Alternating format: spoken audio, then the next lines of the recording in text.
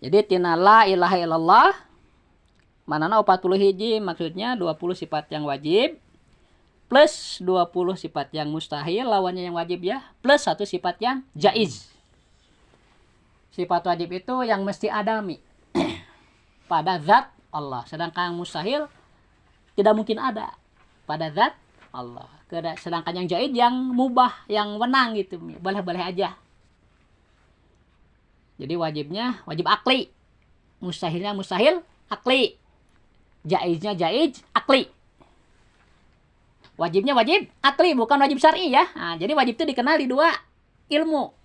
Di ilmu tauhid ada wajib, tapi wajibnya wajib akli. Di ilmu fikih juga ada wajib, tapi wajibnya wajib syar'i. Nah, mengetahui bahwa Allah itu wajib ada, itu hukumnya wajib syar'i.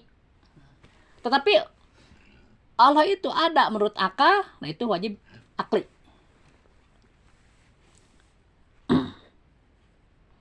Apa wajib akli? Wajib akli itu ma la yatasawaru fil akli adamuhu.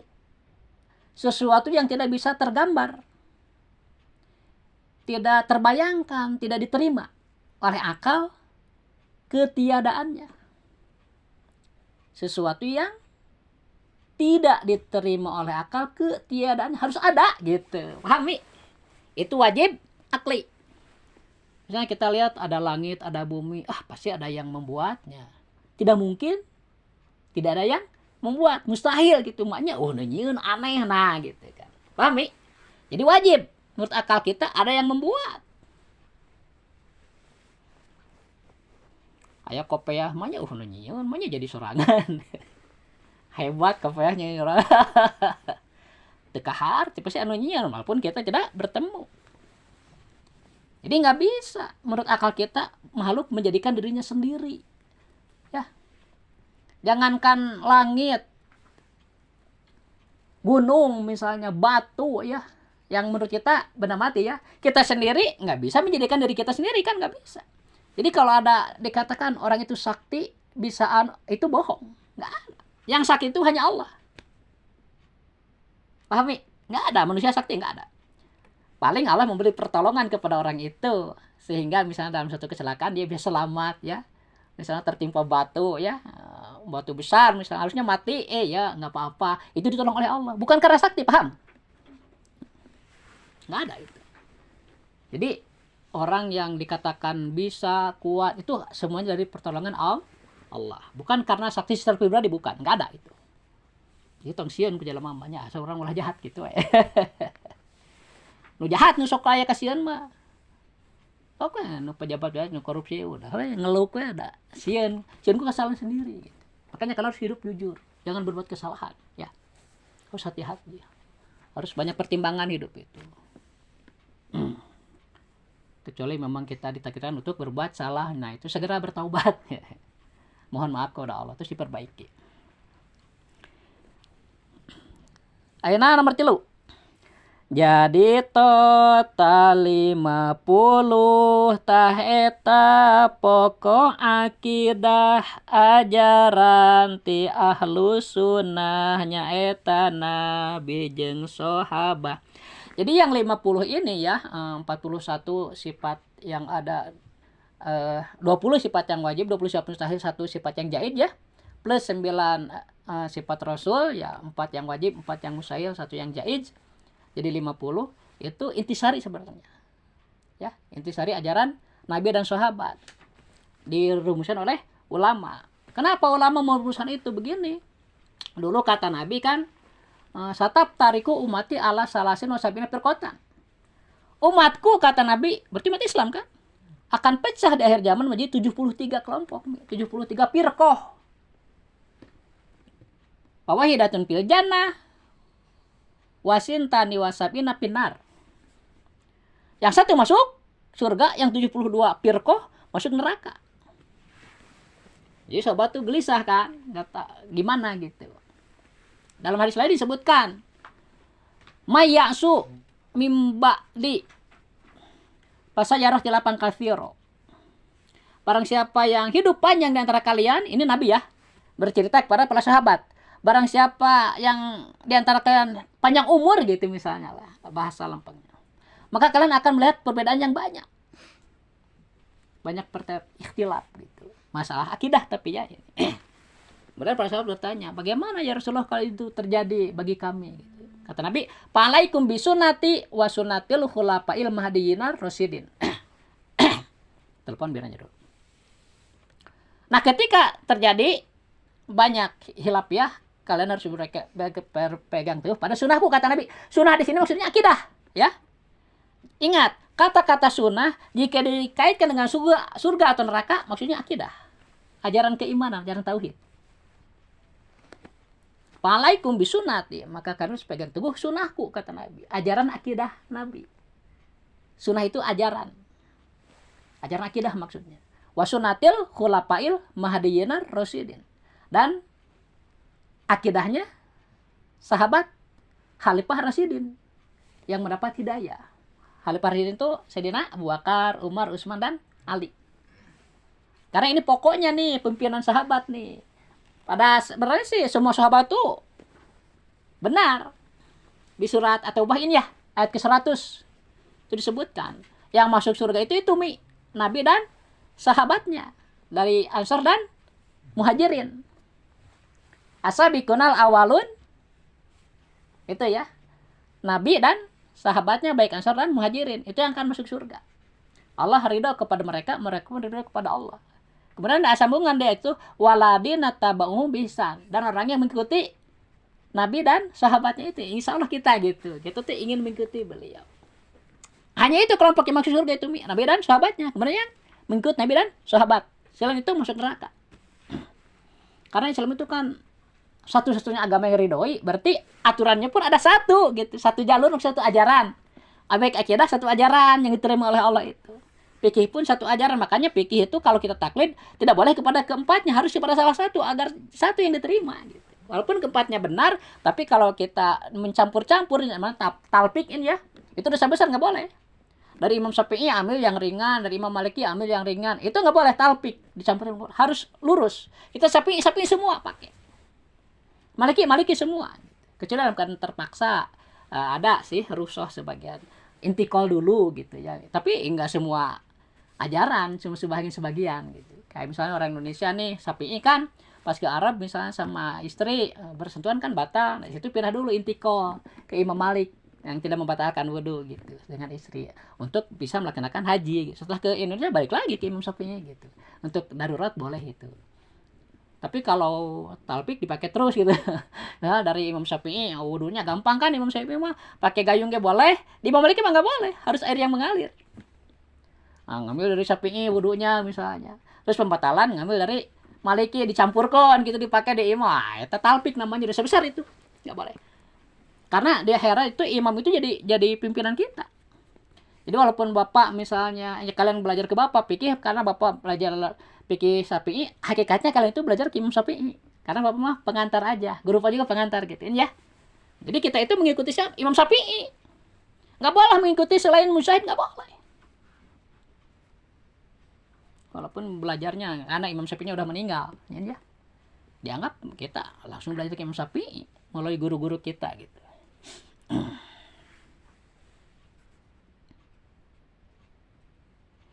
Nah, jadi intisari ajaran Nabi dan sahabat itu oleh ulama dibukukan, yaitu oleh Imam Abu Hasan Al-Asy'ari dan Abu Mansur Al-Maturidi ya. Nanti ke depan Bapak tuliskan hadiahnya ya, karena harus membaca Fatihah untuk mereka ya, biar ilmu kita manfaat gitu. Itu tradisi di Aswaja itu selalu membaca Fatihah untuk orang-orang yang sudah meninggal, karena dengan Fatihah itu tembus walaupun kita dengan Nabi misalnya tidak bertemu di dunia ini ya, tapi kalau kita baca Fatihah Nabi tahu, karena ada malaikat yang mengawal beliau, selalu ngasih tahu. Orang-orang lain itu begitu. Jadi baca Fatihah kepada Nabi ya, maksudnya menghadiahkan pahala bacaan kita. Yaitu Nabi tahu. Baca salawat misalnya kita pada Nabi, itu Nabi tahu. Ya. Jadi biasakan kalau ada waktu senggang baca salawat ya, baca Fatihah. Kenapa ngorong Umi? Ini anting. Sakit? Pilek? Oh. Jangan dicol bisi eta Mi. Sok ngagedean dicol.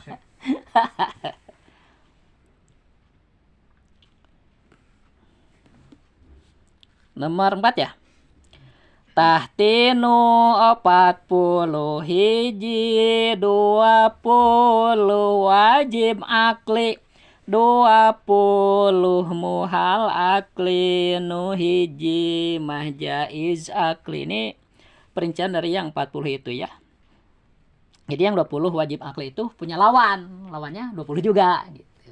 Misalnya menurut kita akal nih ya, menurut akal wajib Allah itu ada, mustahil tidak ada. Nah itu lawannya itu. Ya. Wajib ada Allah itu, mustahil tidak ada. Pahami? Mustahil ya, lawannya wajib gitu. Wajib kita mustahil apain? Adam. Bukan. Kan ada mau lawan wujud. Hadis. Ya.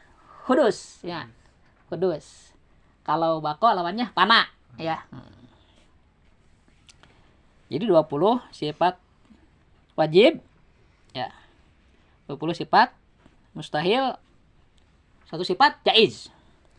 Ada orang yang suka ngomong gini kan, eueuh nu mustahil cenah ka Allah mah.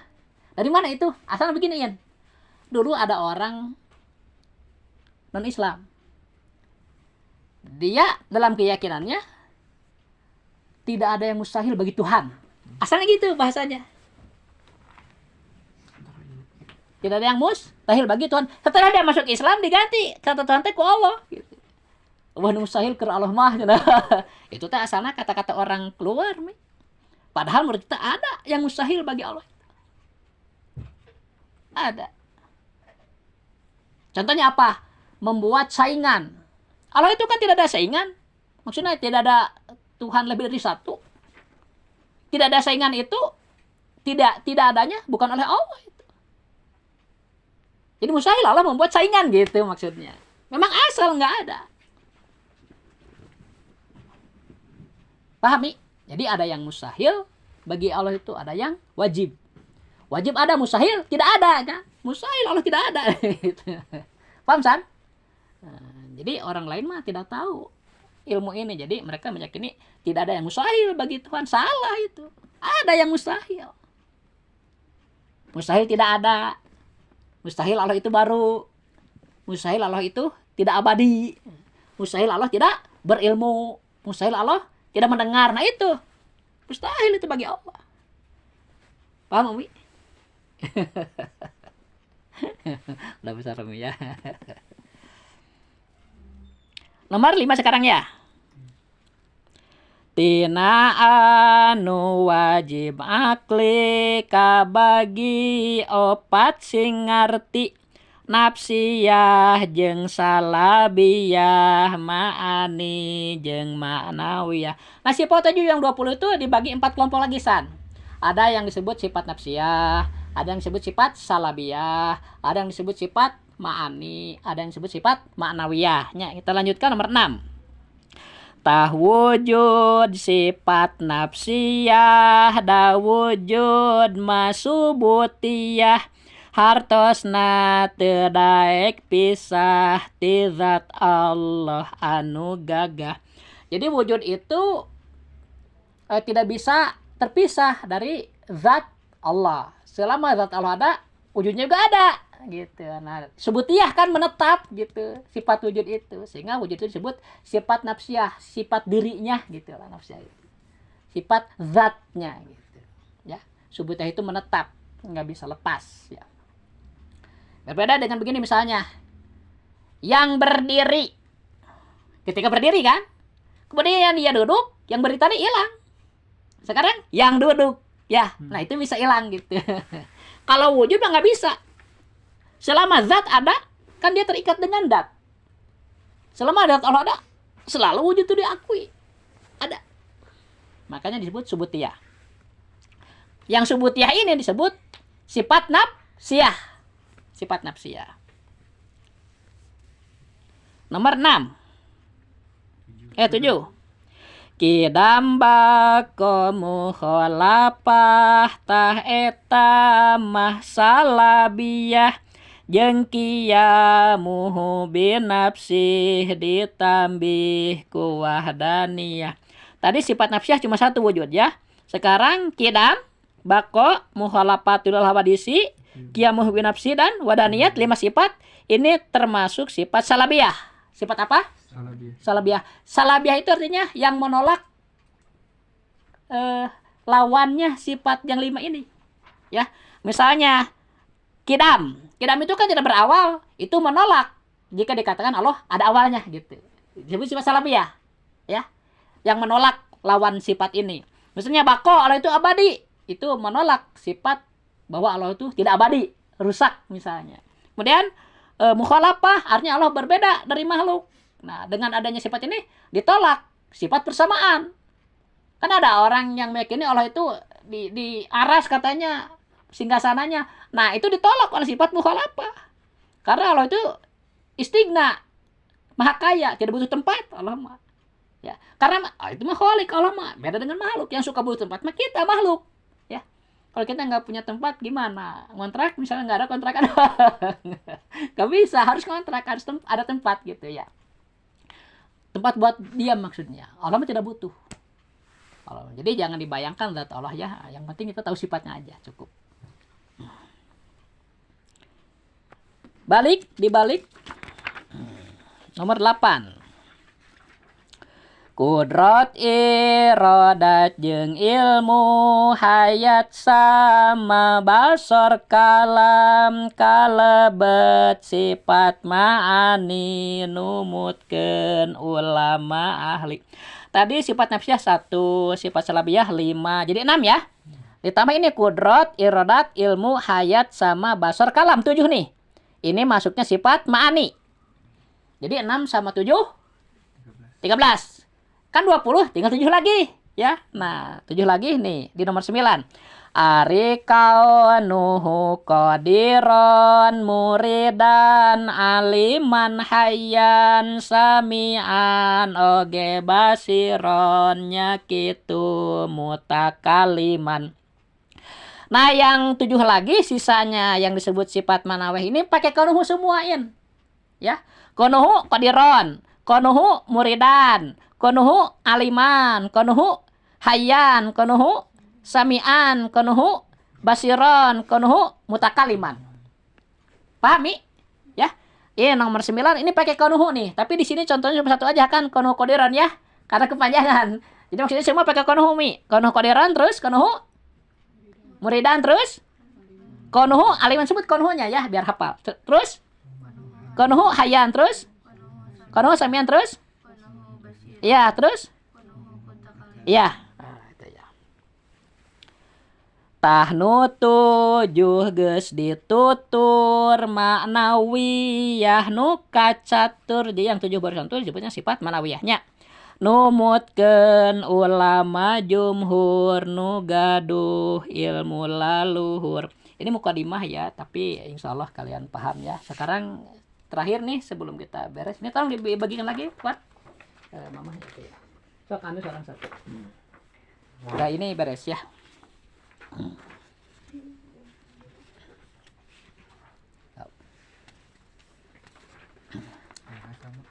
Udah lebih? Sini, lebih. Sifat wujud ya? Oh, mungkin belum? Oh iya. Oh, sama sini sama.